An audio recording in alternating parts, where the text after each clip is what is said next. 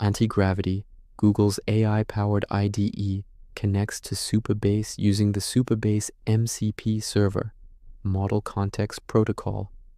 This allows the AI agent to manage your database, authentication, storage, and edge functions directly through natural language. Step-by-step guide, open Antigravity. Launch the Antigravity IDE, access MCP Store. In the Agent panel, right sidebar, click the three dots menu at the top. Select MCP Servers or MCP Store. Install Supabase MCP. Search for Supabase in the MCP Store. Click Install on the Supabase MCP server. Authenticate. Antigravity will prompt you to connect your Supabase account.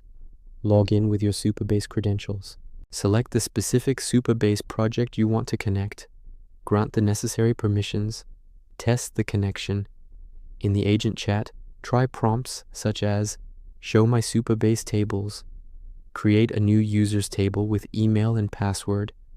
Set up authentication with email and Google login.